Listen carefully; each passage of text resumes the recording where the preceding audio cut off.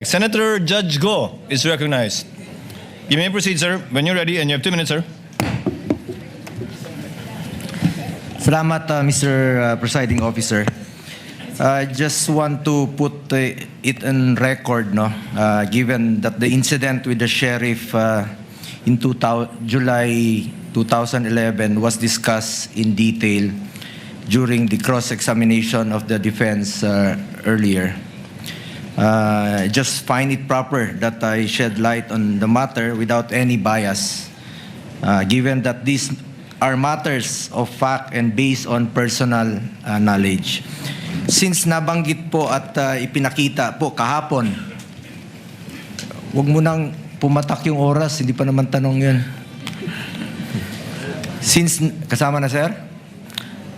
Since nabanggit at ipinakita po kahapon ng insidente noong July 2011 involving the Vice President, then Mayor Sara Duterte, and a sheriff, I would like to examine the relevance and context of this incident in determining the pattern of behavior of the Vice President. May I ask the NBI Director, would you agree that determining the context of actions of individuals is important to have a fair and impartial investigations? Yun po yung kasama doon, yung historical behavior to establish a pattern of violence. Okay. Are you aware na may... alam nyo ba yung konteksto at dahilan kung bakit nagawa ni then Mayor Sara Duterte yun? And are you aware na may demolition noong panahong yon involving 217 families who were facing eviction? Tama po, ang pagkakaalam ko po, si Sheriff Abe ay dala-dala ang isang legal and valid order of demolition at gusto niyang ipatupad po yung demolition bilang pagganap po sa kanyang tungkulin po.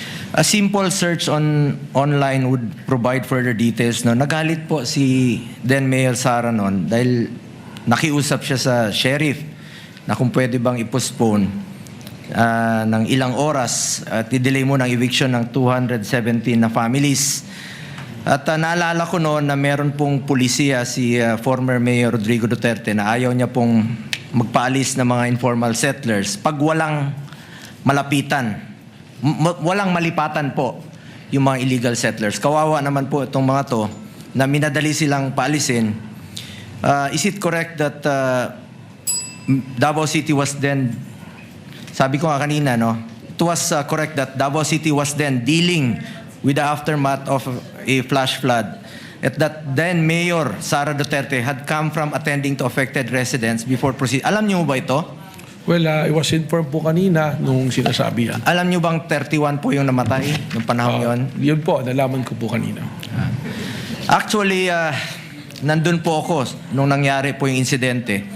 At after 2 days, bumisita rin po yung si former Vice President Jojo Binay, kasama niya yung anak niya na si Senator Nancy Binay. Mismo, witness po ako doon na talagang hirap ng sitwasyon.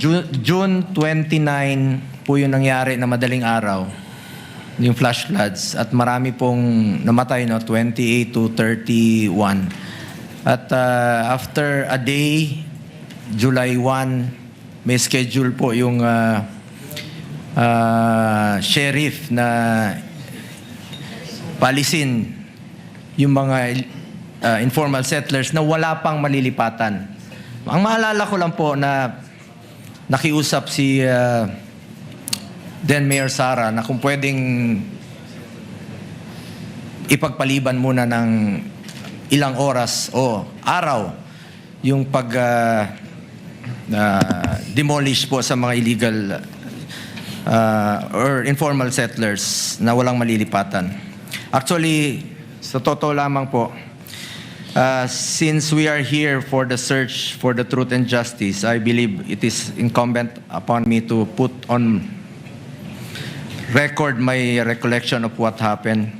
Yun po yung maalala ko. Sabi ko nga na may pulisiya po yung syudad noon na kung walang malilipatan yung mga informal settlers ay huwag munang paalisin. Kawawa po yung mga kababayan nating mahirap na wala pong malilipatan.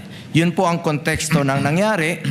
We are not justifying violence, but we are highlighting that context is important to have a fair assessment of the incident magkakaiba naman po yung nangyari nung 2011 sa mga pangyayaring iniimbestigahan niyo po dito.